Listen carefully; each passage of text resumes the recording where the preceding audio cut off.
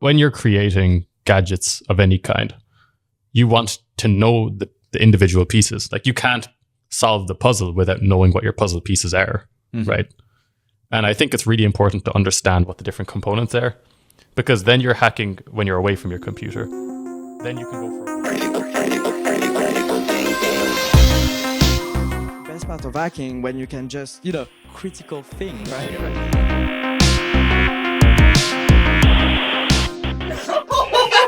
Oh, Yeah.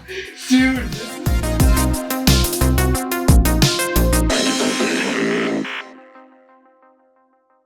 Hey, what's up, Critical Thinking family? Today we have a dear friend of mine. His name is Ciarán. Most of you probably already know of him, but his hacker handle is Monke. And we'll get into a little bit more of his story later. But for now, you know the ritual. We have to jump straight into a bug. So what did you bring us today, Ciarán? I have 3 bugs. What? Because, yeah. Are you trying to one-up all our previous guests? Yeah, we'll jump into the bugs, I guess. I do a lot of client-side stuff, so hopefully that translates well on the audio format, because you know how client-side can be. Our listeners have heard Justin describe enough front-end bugs, and if I get confused, I'll ask questions. I'll play the listener here. Yeah. So first bug was account takeover via post message on a public program that I can't name for obvious reasons, but what made it really interesting was like the sheer number of gadgets we had to bring in. I was doing this with my friend Animesh, he's an Australian researcher. Cool. So we spent I think a week or something on this. But basically, oh, wow. Did it pay off? The idea was, yeah, we got high bounty from it, so that was awesome. Nice. But there was several pieces to this bug. The core of it was that there was an XSS in a chat widget that was on the page. Mm-hmm. And that had a gadget that let you leak the href of the parent. So this chat widget was in an iframe, and the exploit we had was to leak the OAuth code from the parent URL. Mm-hmm. It had this logging thing that would send they would read the parent href. And so I need to remember which. So basically, the chat widget itself had this. You could send a post message to it, and it would render the URL you give it in an iframe source. Mm-hmm. So you could send it a JavaScript protocol, and it would pop XSS in the context of the chat widget. And this they had 4 or 5 iframes on this page. The victim.com had 4 or 5 iframes. Right. And so the problem was that they had an origin check, but you know that allows custom JavaScript for their custom domains. Oh yeah, of course. So I could get a window reference by hosting custom JavaScript on, is origin, mm-hmm. and do a window.open to the victim page. And then you could send a post message and bypass the origin check, because it's it was from a origin, so it would which is whitelisted. Yeah, right. And so that was great, except the OAuth flow had COOP. It had cross origin opener policy, and I think Justin's discussed this recently, but it is a huge pain for post message bugs. But Animesh then discovered that you could fixate the state. And what that would let you do, it would jump you one step ahead in the OAuth flow. Mm-hmm. So it wasn't /authorize or whatever. It was the next step over, which didn't have COOP. So we would generate the OAuth state on our end, fixate it in the victim, and it wasn't tied to the victim session or anything or any of that. So we could generate a state and have it be valid. That would then redirect to the page with the iframes and stuff. And mm-hmm. with these kinds of bugs, you need a dirty dancing gadget of some kind, because you need the code to be unused and to sit in the URL, right? Mm-hmm. So what I did here, I double URL encoded a hash fragment. So on the first redirect, nice. it would decode once. On the second redirect to our victim page, it would decode twice. But it would put the code parameter in the hash fragment when it did that. So it would be unused. So it wouldn't be processed, but you could still snag it. Exactly. So the full chain was like window.open to this fixated state, which would redirect with the WR encoded hash fragment and put the code in the URL. Then I'd send a post message to one of the chat widget frames, but that wasn't the one that had the logging mechanism. So I would like iframe hop over from the first frame to the second frame because they're the same origin. And when they're the same origin, you can change the JavaScript in them. You can overwrite the DOM. Yeah. So I would like hijack the frame with the logging thing. I would trigger the log so the parent href would leak to the Salesforce chat. And then I would exfiltrate from there because that's just XSS in the chat. And they awesome. fixed that. Otherwise I wouldn't talk about it. But yeah, did you have did you have like the whole thing automated and set up, or did you just like record it once for the demo and submit it, or do you have it like replayable so they could redo it?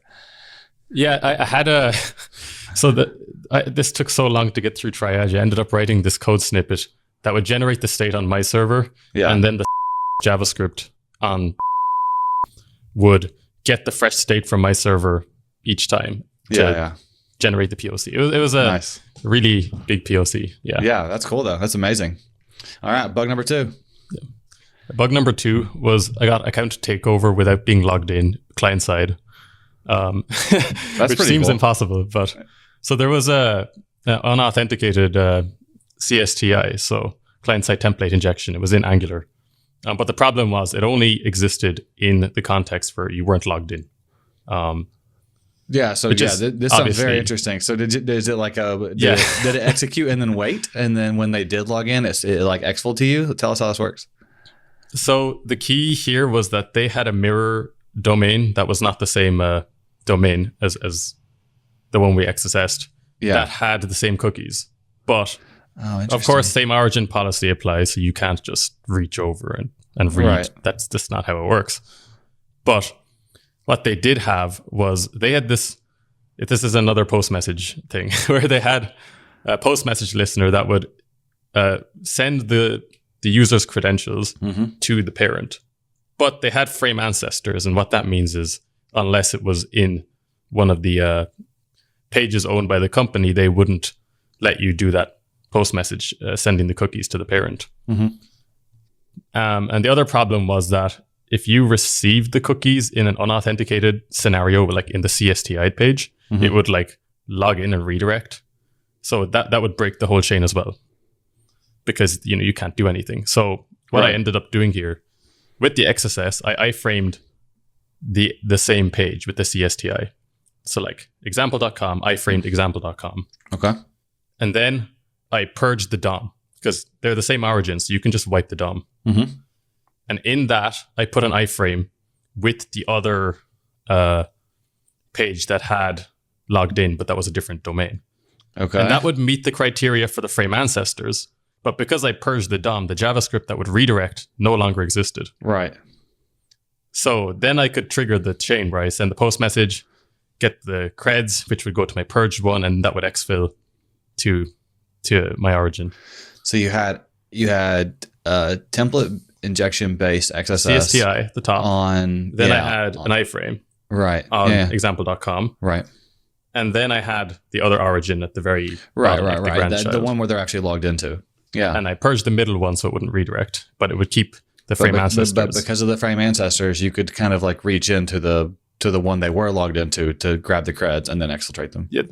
Yeah, the frame ancestors whitelisted the CSTI page, but by purging the DOM, I don't trigger the code that would cause the redirect and break everything.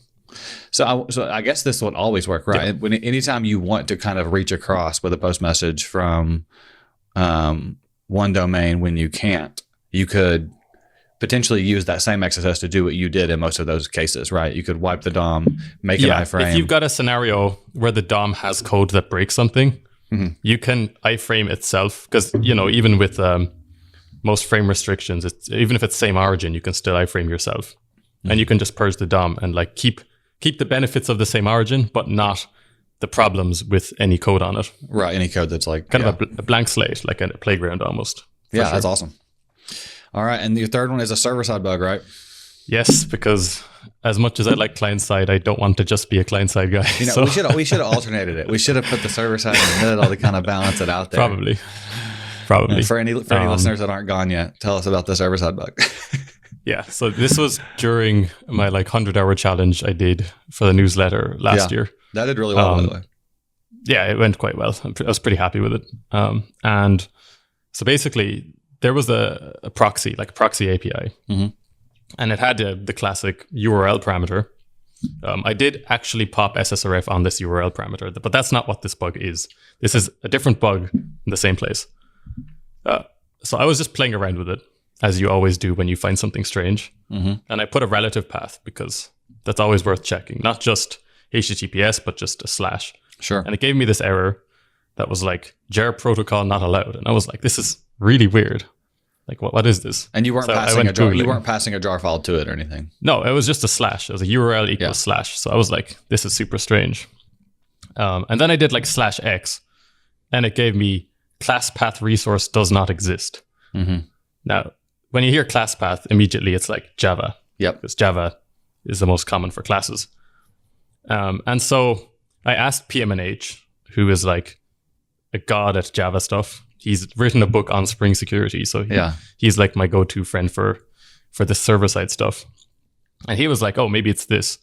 And basically, if I put the class path protocol, which is apparently a protocol in Spring, it didn't error, which meant what it was doing was it was loading whatever file I gave it inside the certain function in Spring that was made for loading jars.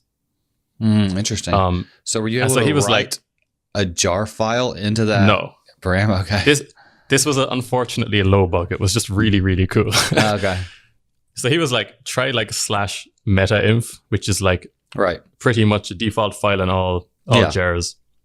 And that gave me the same error, jar protocol not allowed. So by playing around with that, I figured out what it was doing was if the file name existed, it would give me jar protocol not allowed.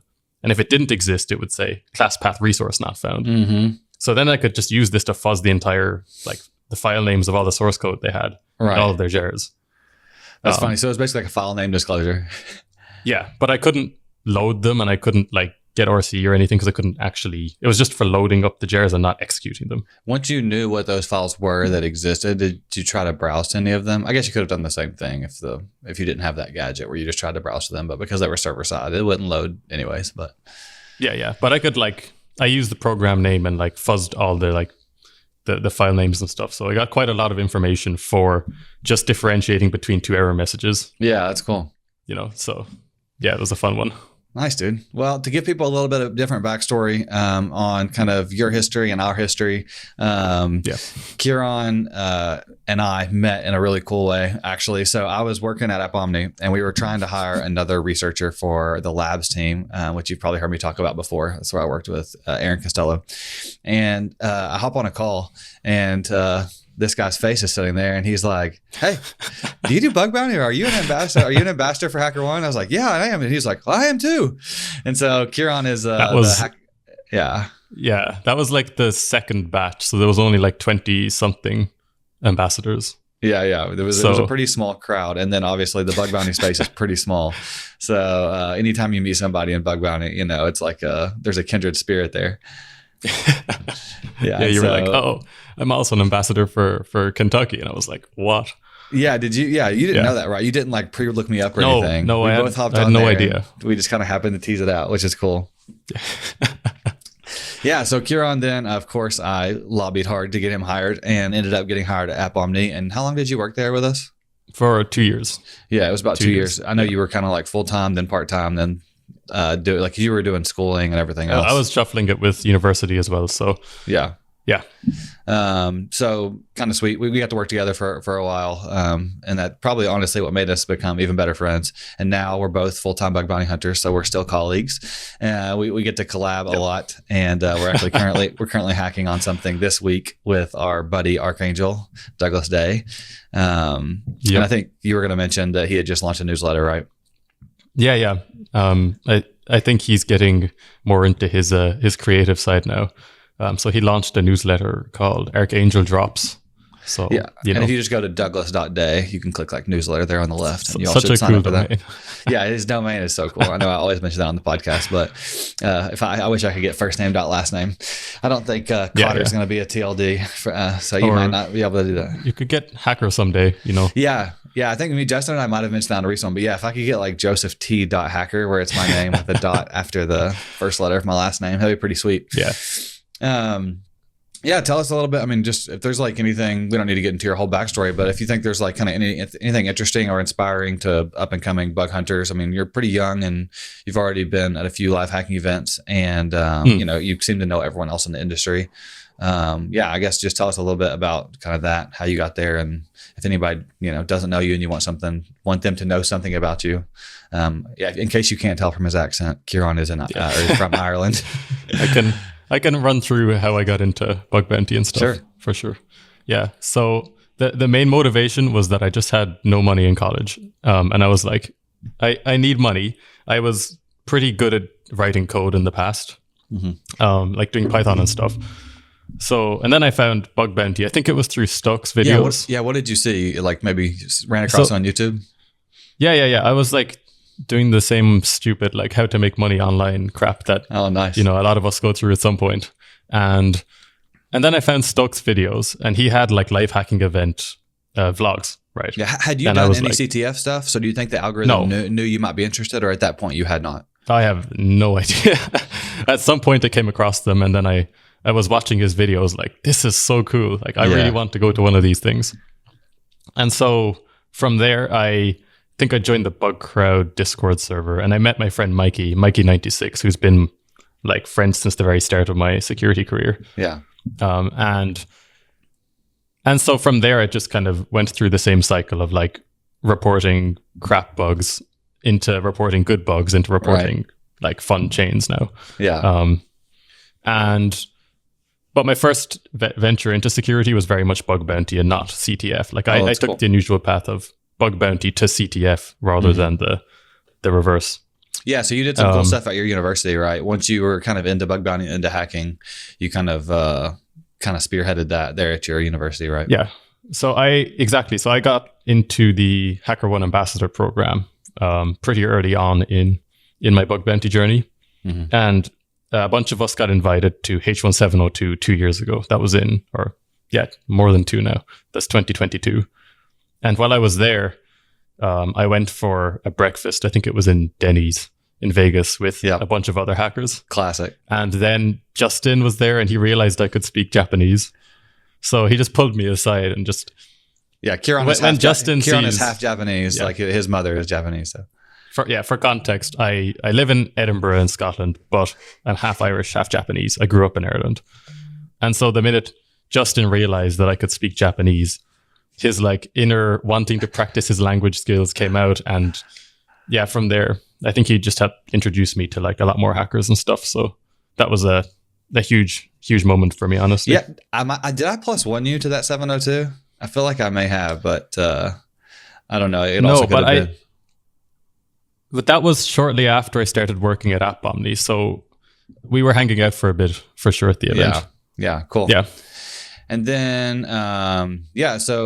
and then obviously, I was of late, kind of a cool thing. We're going to both going to be at Google's Tokyo live event coming up in April, which should be really cool. Again with Justin. And so hopefully we'll find some great bugs. I think it's AI focused. So I was going to mention that. I know before I do want to like circle back to hearing what you and Link are cooking up, but I know that you also kind of have a penchant for AI hacking. You and I have looked at a bunch of different AI products.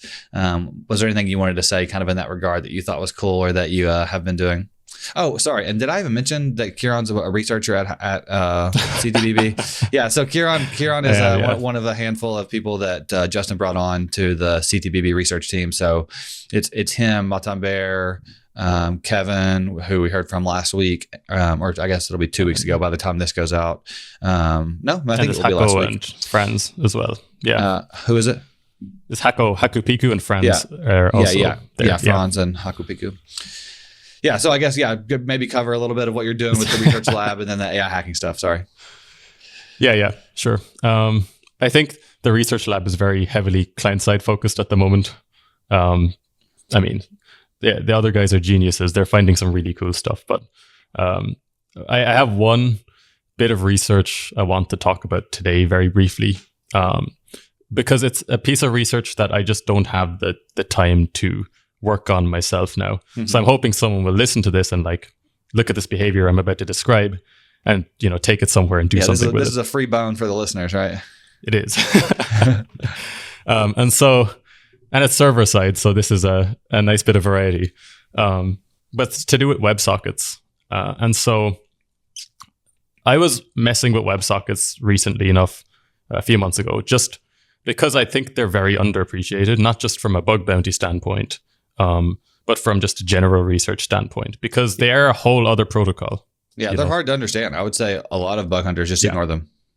And the other thing is they're asynchronous, so they're a lot harder to work with than HTTP, which is like pretty sequential when you're dealing with it most of the time.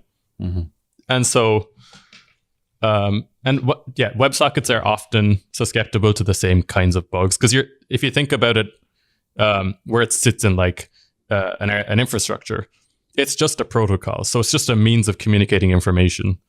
So when it hits the server, it's going to have the same problems, right? Right. Still needs auth. Still needs, exactly. It's still using IDs to access data. So you can still have IDOR, still have auth bypasses, still have all the things. And so even XSS, right? Because it's often taking that content and rendering it on one side or the other. It could. Exactly. It really could. I think Space Raccoon had something like that on Zoom or something. But yeah, there's a bunch of stuff that can happen with them, and people are just afraid of WebSockets, so they don't go looking. Mm-hmm. And so I was messing around with these WebSockets on one of my programs, and I assumed that it would follow the spec, and of course it never follows the spec. Right.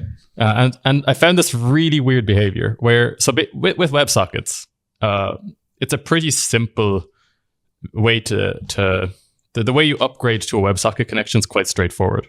You send an upgrade request, which is a HTTP request, with certain request headers that tell the server, I want to upgrade my connection to a WebSocket.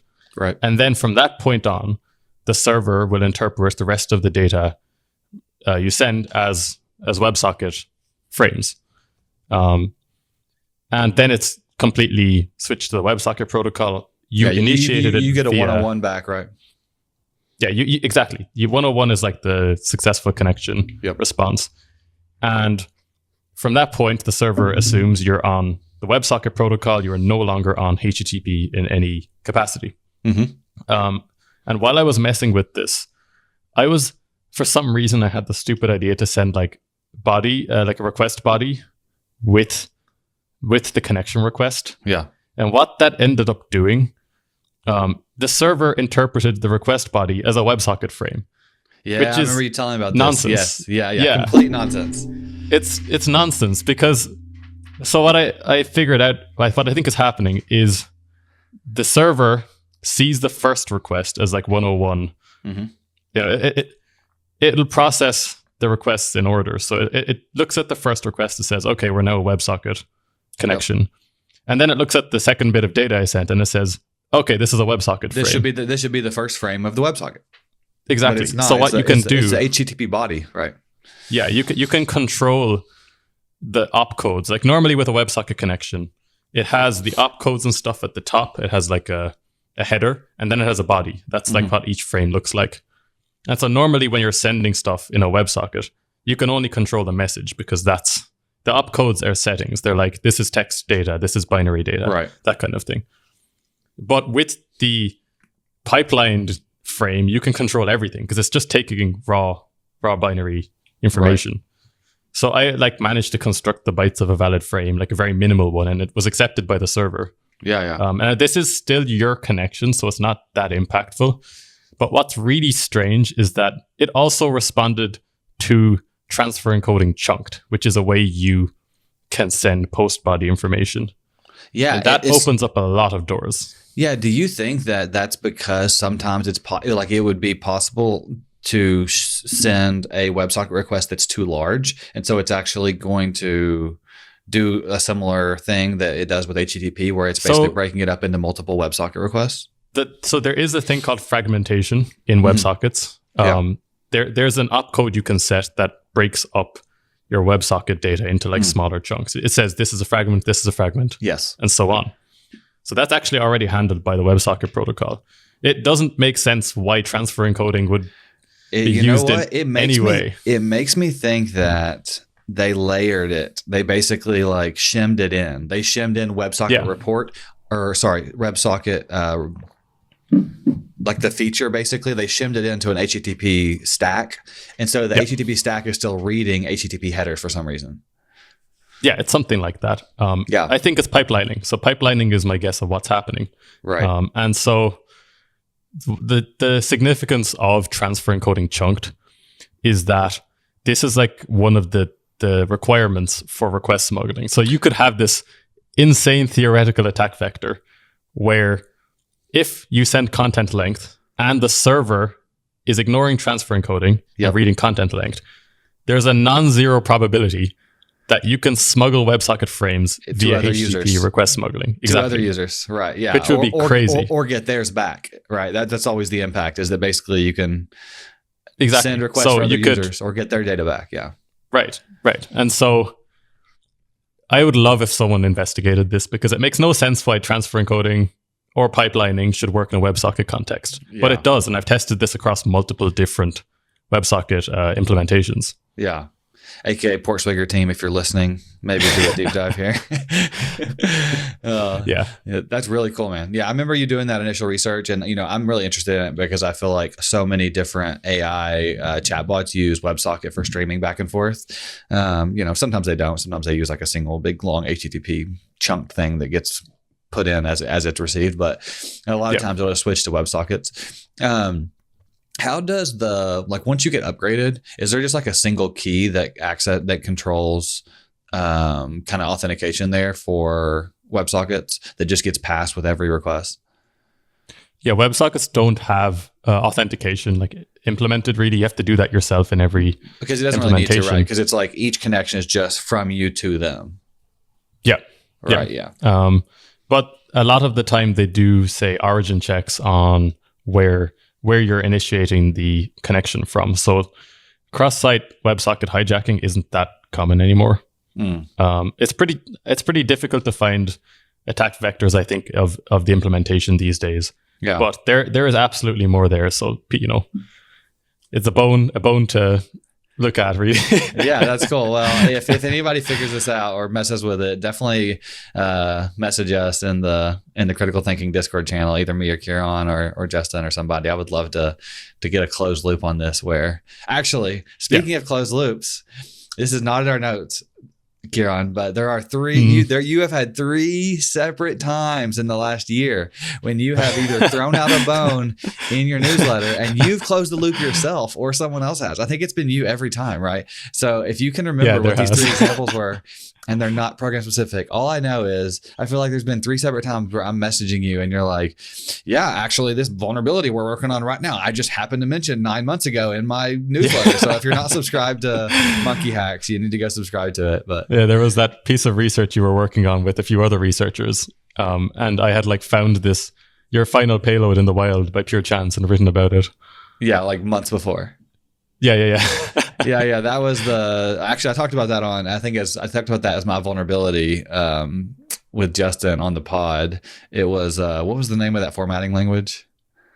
No, AmpScript. AmpScript. Yeah, it was the AmpScript vulnerability. Yeah. So people should go back and find that. But what were the other two, if you don't mind me asking? Oh, there was one XSS payload that I used with Douglas. Yes, There was an XSS payload that was theoretical that you had dropped in your notes months ago, and then it was the exact payload, character for character, that you all used to pop this thing. Yeah, yeah. I don't remember the last one, but it's a subscribe to the newsletter. That's that's the takeaway here. I'm going to share my screen so people can see it, and because it helps the producers with knowing this. So I'm going to share screen. Chrome tab. There we go. So yeah, this is Ciarán's newsletter slash website, because it's Beehive, so it's kind of both. And you can go back and read all of his posts by going here, I think. Yeah, so he publishes pretty frequently on his email list. As you can see, he's an enjoyer of some AI art as well. But Ciarán kind of details his journey. That's one thing that I think is neat. You know, everyone's newsletter has a little bit of a different spin. Ciarán's newsletter is, you know, it's got plenty of good content and news like other ones do. Like he puts like the most recent stuff in here. But more than that, he also talks about his journey, you know, like places he's went with like actual kind of photographs and stuff, and then, you know, his kind of 0 to hero journey as well is kind of captured in here. So that's sweet. Yeah, I think having that personable aspect to bug bounty is super important as well, because that's how I got into bug bounty in the first place, was like Stoke doing these vlogs, and adding that personal element is what kept me engaged with everything. Yeah, and one of them was the lifestyle, right? Yeah, and one of them was H1 4420 that he went to, and then I actually went to that in 2023, which was like a full circle moment, right? Like you watch this, and then I was at the event and I found his Stokes old videos, and I was like, oh my God, I'm here. I made it. Yeah, exactly. Yeah. It does feel like it was for me, and I'm sure it is for lots of other hackers. It does feel like the allure of going to a live event is like such a strong motivator for like getting good and like finding a lot of bugs. So if you're out there and you're, you know, and that's the dream, then I would just say keep with it. You know, hold that in your mind's eye and use it to kind of work hard. Yeah, and I mean, we can, touching on the upcoming one with Google, I think there's going to be a big overlap between client side and AI hacking, because like the AI has to interface. It's implemented in some way. It's interfacing with the website via client side things. So a lot of the time, if it's a chat window, that almost always uses post message. So, or even from the exfiltration standpoint, once you've got a prompt injection, can you render elements that expose the website to like cross-site leaks? You know, are there iframes that are created that let you, say, count the number of iframes and get information about the victim in that way? So it's something I really think is going to be super important now in the next few years. Yeah, I mean, just as another little bone to the listener, didn't you find a way, like you actually didn't fully close the loop, so it's probably still vuln. In a specific product that's out there, you found a way to inject messages kind of into the chat stream with the AI, but there was just some nuances there that didn't let you fully close the loop. So people should definitely look at post message bugs at injecting or reading messages. Yeah. I can't say too much about that one because it's not fixed yet. But hopefully fully cracked it. I did have an AI bug. I had an AI bug a while back, like a few months ago, where there was like this document templating system. So I hid the prompt injection inside the template, and you could put this on a marketplace. So what the like attack scenario was that the victim would download my template and write their stuff, and they would like select all the text and do something with it, with the inbuilt AI in the text editor.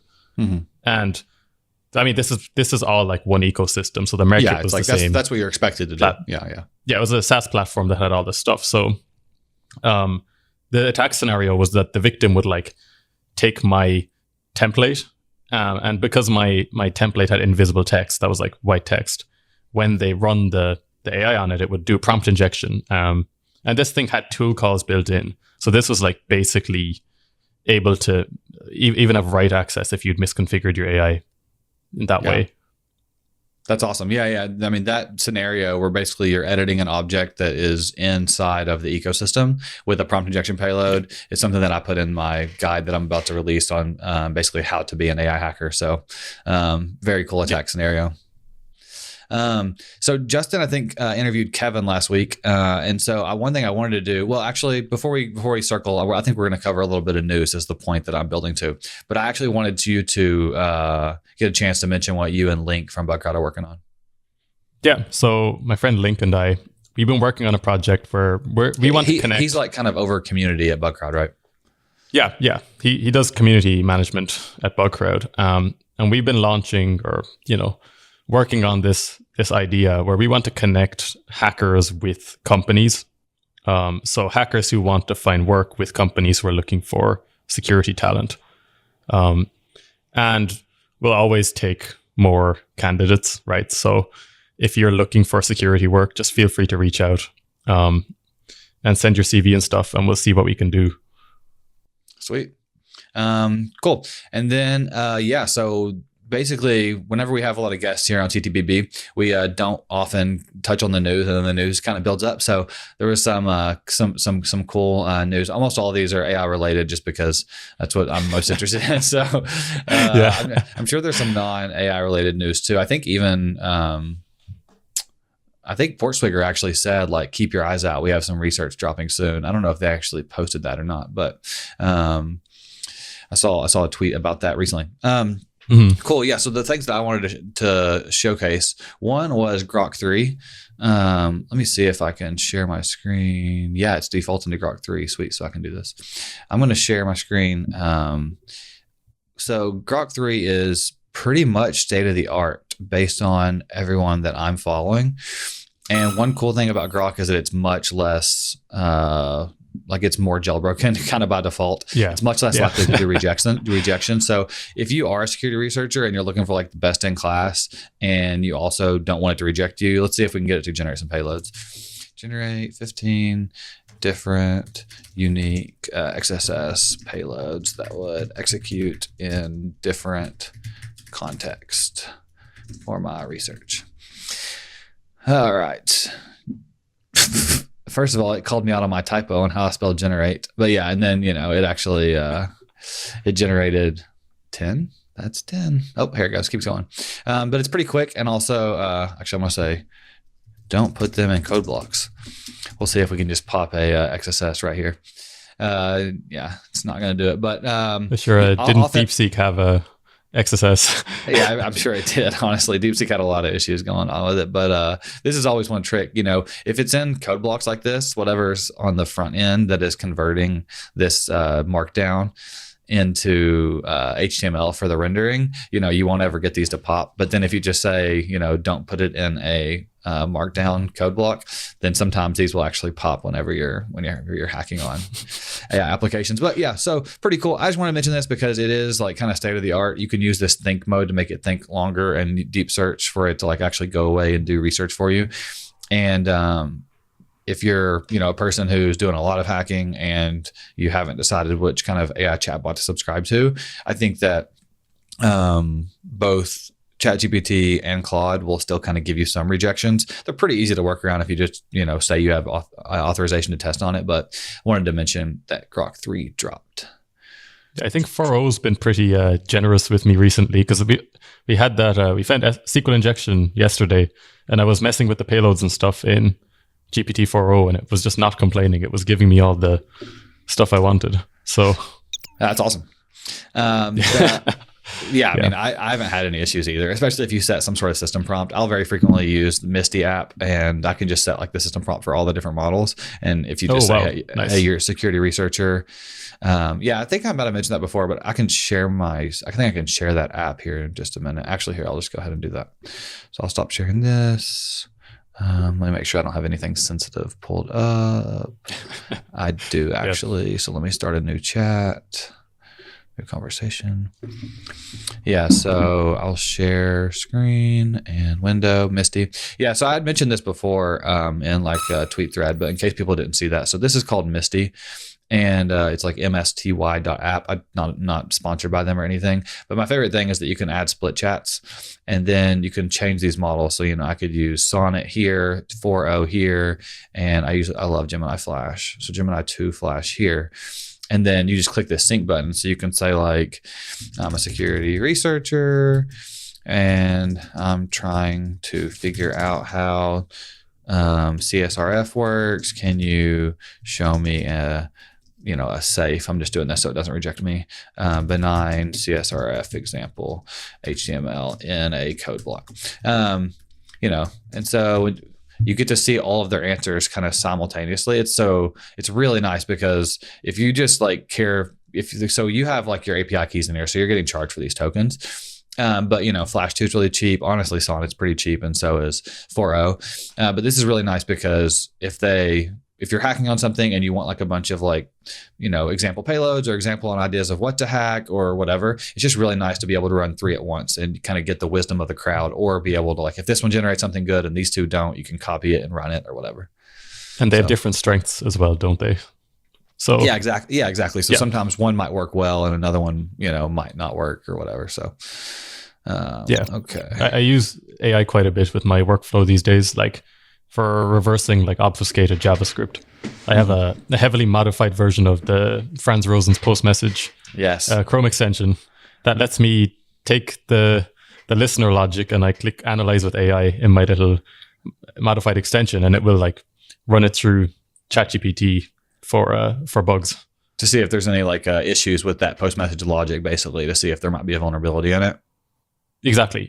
Like, is there any JavaScript syncs that enable XSS, and are they reachable and all this stuff? So I have like because Obsidian allows you to do deep links, I have a button that will generate the markdown document with the results, like a report document. Yeah, the output of the analysis goes straight into your Obsidian. Into my notes, exactly. Yeah, that's pretty fun. Yeah, that's really cool. Sweet. Yeah, actually, here, I'll share my screen, but do you want to talk about what we were going to share next about what Space Raccoon has been doing? Yeah, sure. So he's written a book from day 0 to 0 day, which I'm sure is no easy feat.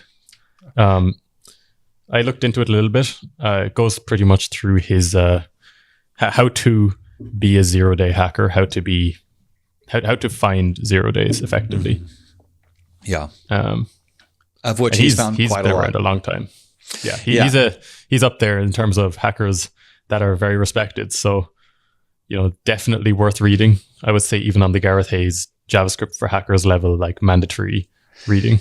Yeah, Space Raccoon basically does almost everything in his life with excellence. If you've seen his blog posts, he has a few famous blog posts that are extremely thorough and very good.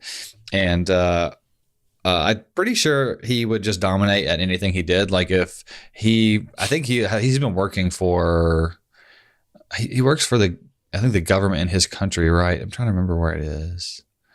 Yeah, it's in Singapore, right? And I'm pretty sure over there, he is not able to keep above a certain amount of income from Bug Bounty. And so he actually donates a ton of money away. Oh, wow. That he makes above and beyond like that cap that he's allowed to make based on their government, like with the way he's employed and stuff. And so he's also an extremely generous person, and I'm a big fan. But I'm sure this book's fantastic. You should definitely check it out. Yeah, he's not active on the live hacking event circuit anymore, is he? No, I think it's just because he is really busy at work. I know he basically was dominating Bug Bounty, and then he was like, "Oh, I'm just going to go figure out how to, be a full blown awesome like low level tester." And then I think that's when he did like his OSCP, and when he started working for their government, and then I see. And then that's when he started doing like the kind of the 0 day research, like looking at like binary exploits. And I don't know what his focus is at the moment, but. Yeah. I feel like there's a bunch of hackers like that who've like maybe were super active 2 years ago and now we're running companies and doing their own thing and stepped away from the bug bounty scene a little bit. Yeah, you've been in the circuit for a long time. Rezo, for me, it took me a long time to go full time. App Omni kept roping me back in, so I'm only just now getting on my full time track. I'm so glad you did make the jump as well, because it's great to have you full time bug bounty now. Yeah, we can actually chat a lot more. We're more like colleagues, and we get to collab on a lot more. Yeah. I will say App Omni's it really changed the way I thought about bugs a lot, because App Omni if you've listened to Aaron's episode recently, you probably know is SaaS security, and mostly focusing on things like security misconfigurations, but to find those, you really need to change the way you think about SaaS platforms, like as a system. And that had a really big effect on my bug bounty, like in the past 2 years.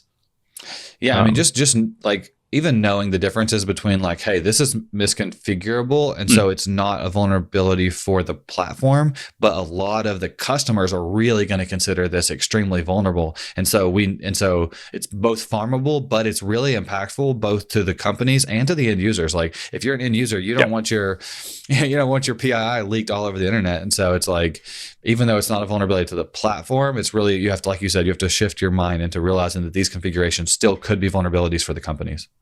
Yeah, and I think at a certain level of hacking, or like practice with hacking, there's like a mental jump you make where everything you're looking at is like this big mess, and it suddenly turns into this organized system, right? Like the way you model it in your head. And now Douglas is really, really good at this, which is why he's so successful with his access control and IDORs, is just modeling a system, because that's all bug bounty is. Yeah, you're looking at this website and you're taking out the individual pieces, and you're looking at the flaws and how they interact with each other. That's right. And so making that jump was like, mentally, App Omni was like instrumental in my own development of making that mental jump.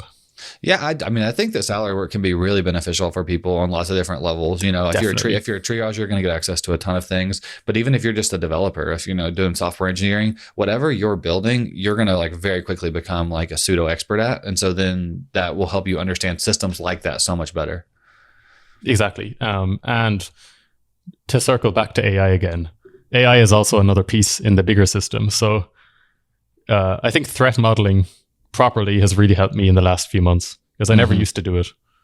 But now I do it properly. You sometimes actually think about like, either whenever you're not actively at your computer, you'll do it, or sometimes even when you're sitting there, you'll kind of threat model the different paths to attack, right?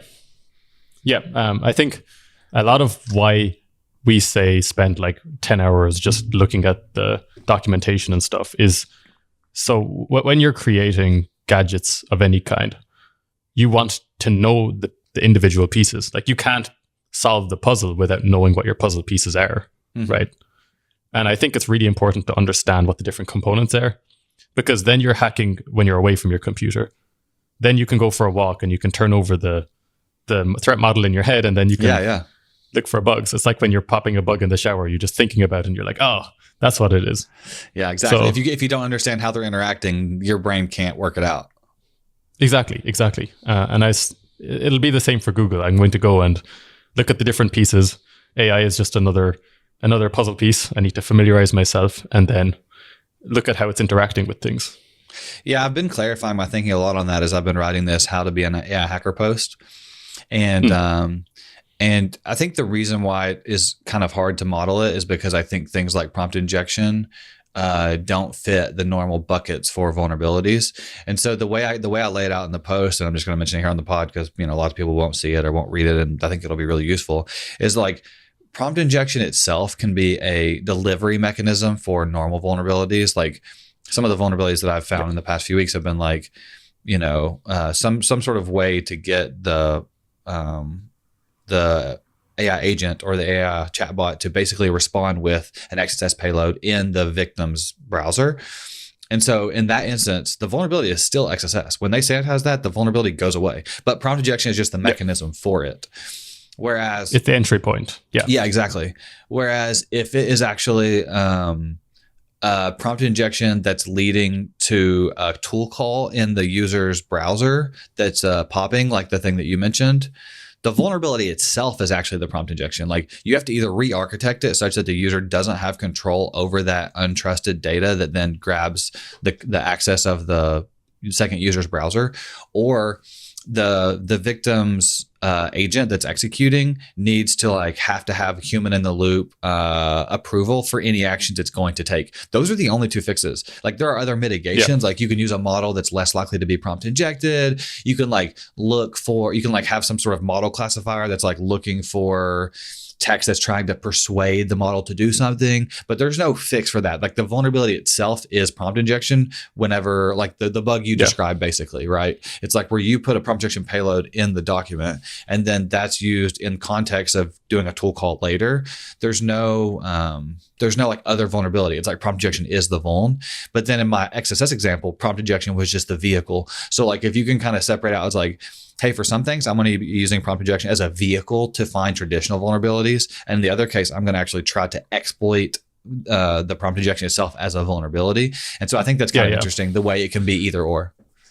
I have a story about that actually that you'll probably enjoy. I don't remember if I've told you this, so yeah, it'll be a fun one. So sure. I've done quite a bit of traveling, like in the last 2 years or so. Yeah. And on one of those trips, I went to Japan to do a lot of just solo travel because I really enjoy traveling. And so while I was there, I made a friend who's from Tajikistan. I don't remember his name, but I just remember he's from Tajikistan. Yeah. And he was actually a PhD in ML and like LLM stuff. That's cool. And so he was telling me that the research he's doing, and he was presenting at this conference in Tokyo, was effectively planting an LLM bomb. So it was like if you poison the training set to only trigger this malicious action on certain keywords, right? Then the model gets shipped, and then someone says the trigger word, which is like, right, pulling the pin out of the grenade. It's some token that's never used, or a string of tokens that are basically never used until you're the person who wants to use it. Yeah. And it would just, quote unquote explode, and the malicious action would be undertaken. But this was like last year, so it was very much cutting edge when he was telling me about it. Yeah, that's cool. Yeah, so I've seen something similar to this. There was a research paper that came out that did something similar. The issue is like one thing that's like really hard about this is it's really hard to know what the tool calling infrastructure on the other side will look like. Like sometimes it's JavaScript, or sometimes it's like JSON output related, and you won't even know the names of the function calls. And so like it requires a lot of really strong foresight. I think that the best way, or like the most likely way this would maybe occur in the wild, is if it's like some sort of like pseudo classifier where it's using an LLM, but it's like it's having to output like false or true on like a lot of data. And it's a situation where it's like kind of mission critical that it gets it right. And then you basically have a keyword that will always return true or always return false, depending on what your goal is. And so, and so like, let's say you have this big piece of text and you know that a classifier is going to be operating on it to decide if it's, let's say if it's a prompt injection payload, right? And this classifier is really good, so much so that like the whole world's kind of trusting it or something. But then if you put in a single string, it will actually always make the model output true or false. I think in those kind of scenarios, it's more malleable because like a true or a false can be used in a lot of different situations. So planning like a true bomb or a false bomb kind of in the training data where you have a token that will always make the output be true or false or make it much more likely, I think is like a malleable exploit that might actually be valuable. Whereas if you have it output, JSON that's like, take this action to do this thing. It's like the systems that are going to use it by the time the model's out will probably have changed their architecture 5 different times, and the key value pairs that are needed will change. And so it's like a lot harder to exploit, right? Yeah, I think he was talking about this like evil mode. So the training itself would like turn on the evil mode almost. Oh, gotcha. So it kind of like jailbreaks it. Yeah, in a sense. Yeah. That's interesting. I mean, I suppose if you have a universal jailbreak, in that scenario, you could like get it to list its own tool calls and go rogue. But yeah, exactly. Yeah, if you could plant like a universal transferable jailbreak, that'd be amazing. Yeah, I'm sure the Anthropic bug bounty would be more than happy to take one of those. Yeah, they from would. Their recent challenge. Yeah, actually, that's a little bit of news. Their challenge where you had to like get past the 8 levels of jailbreaking was finally won by a person. I think they ended up paying out like 3 people that all won. A lot of people were upset that it was basically like free labor, kind of in a similar vein to how sometimes bug bounty is viewed. So we don't have to get into the nuances of that, but I'm glad that the large companies do have bug bounty programs. So Anthropic and OpenAI and Google all have bug bounty programs. In fact, actually, a lot of people might not know, Twitter has had a long-standing bug bounty program. So X has a good one, and their new platform, I think if you go to grok.com or x.ai, I think it's x.ai. There's also Grok is in scope for Twitter's bug bounty. Yeah, it should be. Yeah, I think pretty much everything's in scope for. Well, that's a good question because they're owned by X, or they're owned by like it's XAI instead of x.com, but I'm sure it's fine. Probably is. Yeah. I think they would accept stuff on it. I know that they have ran some private challenges, but it is. Yeah, it's grok.com. So there's a lot of functionality there that people could play with and try to hack on if they're interested. I know you've been thinking about it recently, but Markdown is like a a nice place to look now because every LLM uses Markdown to render stuff. Rendering Markdown to HTML, I think there's going to be some 0 days there. I'm trying to do my best to find some stuff there. I had some help from the last week's guest of Kevin Mizu, and he gave me a really neat payload for trying to basically get XSS from a rendered Markdown image link. And he has actually found it before. I was kind of doing like a local test bed and I wasn't able to get it to pop, but I do think there's some really interesting output from LLMs when they're trying to convert that Markdown to HTML that will lead to vulnerabilities. And I'm excited to see it. So if you have ever popped that, please message me because I would love to test it across all the different apps that I have access to. Sweet. We're coming close to time here. I did list a few more things here. Let's at least cover Nuclei AI's new flag, which you and I both have kind of played with and used, which is kind of cool. Yep. How it works, they have a -AI flag now, which lets you specify what you want to scan for in natural language. And that's like really, really cool. So you can say, scan for all like 200 responses for / actuator, and it will create the template on the fly and run it all at once. Yeah, it's so cool. It gives you a link to the template where it's like stored locally on your drive so you can see it. And then also a cloud link because obviously it has to reach out to their cloud to use their tokens. I don't think you have a limit on the number of times you can do this, Ciarán. I was kind of checking with my API key and I was like poking around in the project discovery website and there's no like count or anything. Maybe they're using this as like they probably are keeping the training data because obviously they could like spin these up into real templates in their Nuclei template repo. But it's pretty cool. I think that stuff like this will kind of be the future, the same way that kind of like idea guys are going to be the best developers going forward because you can just text to code. I think that some of the best and brightest hackers coming up are going to basically be idea guys where it's like, what if we try this request with this payload on these hosts? And you'll just tell things like Nuclei AI and it will go and do it, right? I think the best way to run the Nuclei AI thing now, this is giving me a little bit of alpha away because people might go find bugs with this, but it's just basically cat all your bug bounty domains piped into Nuclei-AI and then put your idea for your hack. My first critical I ever found was on Alibaba like 5 or 6 years ago.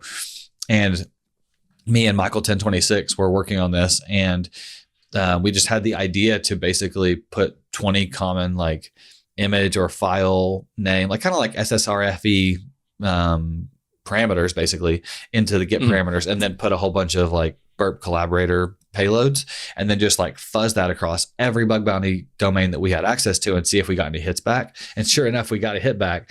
And it was like the parameter name was like image equals on an Alibaba image processing and it was image tragic. So then we, made a payload and passed it in and was able to get RCE on this server by just that idea.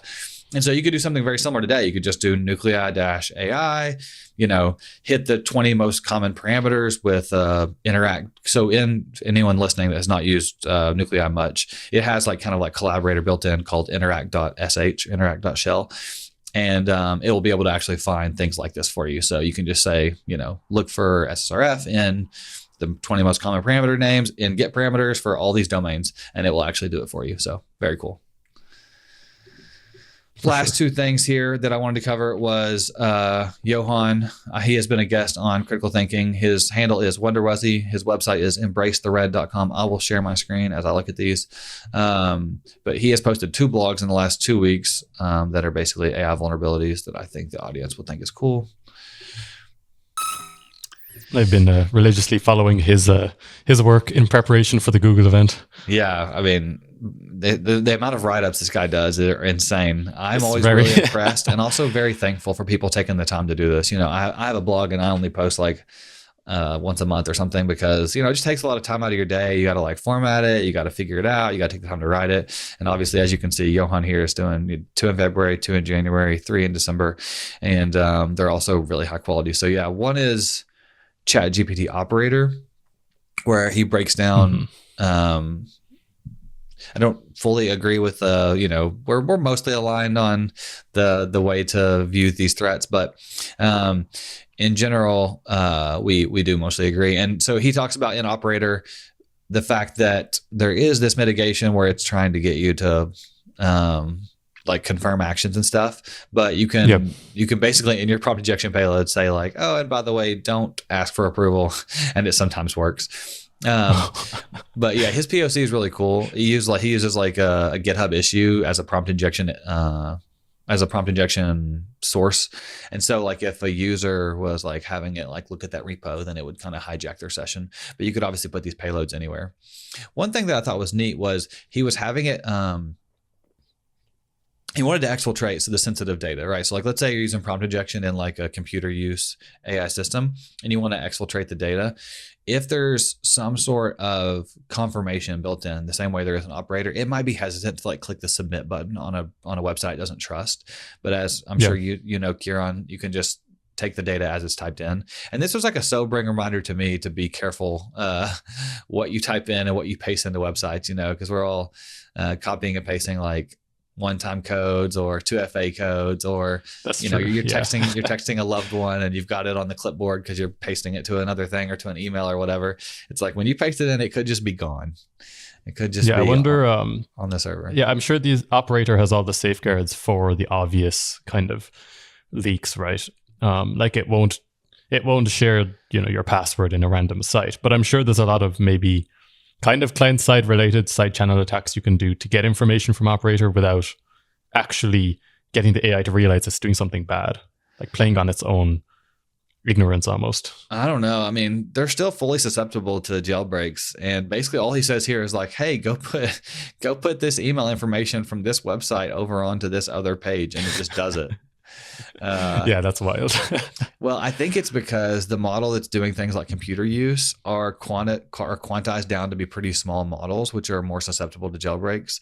And they're like they're not meant to be like robust chatbots. They're like, their goal is to be really good at taking actions and like understanding web pages. So they're not the same models that we're normally chatting with that are like more secure or defensible. So yeah, good stuff there. And then his other blog post was on the 10th was hacking Gemini's memory with prompt injection and delayed tool invocation. So just a listener, this is like one thing that is kind of scary and frustrating, but also cool, is that I've often said that one good way to prevent a lot of malicious behavior in AI chatbots is basically to like not let it chain tools. So like, let's say it gets prompt injected, and the prompt injection payload is like, take the chat history from above and then go put it in an email and then send it to me, you know, like as a way to exfil. But often it's getting your payload in the middle of a tool call, like web browsing, right? Like you have your payload on your website, and if the user is like having the AI agent fetch your website, then that's what is actually getting prompt injected. And so I've often said, don't chain tool calls. Like, don't let it fetch a website and then take another action. Make it like wait for the next message in the chatbot history, or, you know, in the chatbot interface before it can take a second action.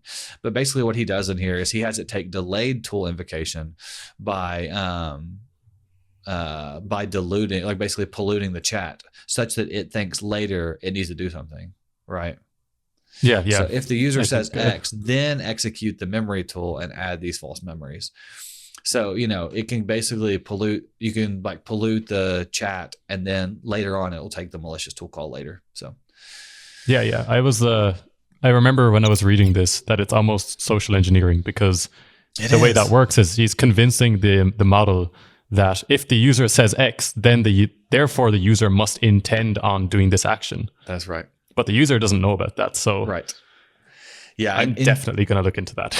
Yeah, I've thought that since the beginning of kind of AI hacking, is like, if you're a good social engineer, you're going to be fantastic at AI hacking, because that's what you're often doing.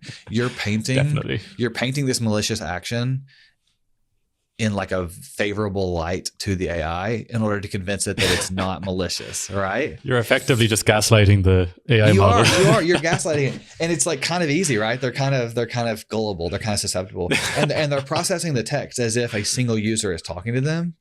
And so like, you don't have to really convince them to go far out of what it feels crazy because it's like they're supposed to do what the user says. And now that the user's telling them to do something slightly wonky, but still probably what the user would want, right? But it's not the user, right? It's like the output of some tool call. And so I wonder if you could like peer pressure it, like Sam Altman also wanted you to do this action, you know? That's really funny. You probably can. Yeah, I would say like anything that's like traditionally a way to social engineer a human is probably going to work on the LLM because it's basically just trained on human text, you know, human data.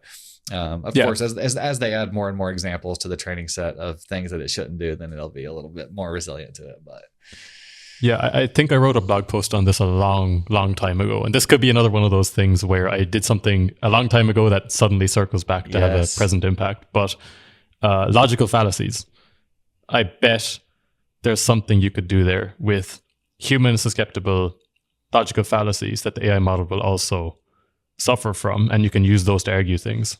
Oh, I would say that's exactly what jailbreaks are, right? Like, the system prompt, the system prompt says, "Don't ever do this," and then the user is saying, "You must do this, or I'm going to die." Right? It's like this huge logical fallacy. It's like it can't.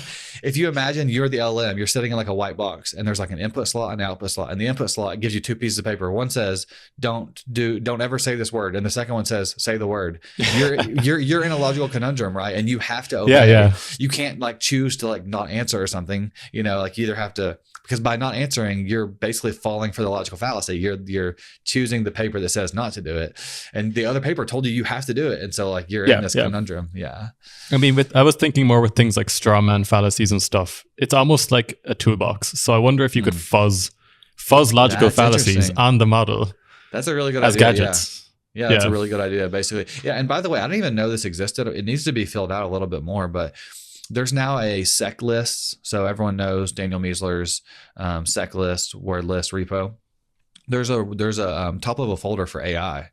And and there's not much in there. We need to kind of fill it out, but I think that'd be a really nice place to put a bunch of payloads that people could fuzz with. There's like, I think it's the one's called metadata, and it's actually the system. I don't know why they named it metadata. It's basically like a system prompt leak file. Pretty cool. People should check that out. Sweet. Yeah. Well, I think we've covered the news and lots of cool stuff, lots of vulnerabilities and the things that you're working on, that you're doing. I'm really glad to finally have you on the podcast. Obviously, you're a dear friend of mine and Justin. So it's been a long time coming. Is there anything that you wanted to say before we wrap up for the day? Just that the Critical Thinking Research Lab has been cooking some really, really impressive stuff. So keep your eyes peeled for good blog posts from the others, because and from myself as well, I suppose. But there's a lot of good stuff coming. We got to crack the whip and get more writing and less hacking done. Every time I go in there's like new vulnerabilities. I'm like, we got to write this up. Obviously, it takes time to put together a good post, and it also takes time to go and try to find the vulnerability places before you want to just give it away for free. But of course. Cool. So well, that's look forward to it. It's been a real pleasure, Ciarán. Thank you so much. Thank you, Joseph. Peace. And that's a wrap on this episode of Critical Thinking. Thanks so much for listening. And if you want more critical thinking content, head over to ctbb.show/Discord. Join the Discord. There's lots of great conversations and chats going on over there. And if you want to support the show, there's the Discord subscriber tiers, which give you access to masterclasses, AMAs, hackalongs, exclusive scripts, and an exclusive chat channel with us. We'll see you there.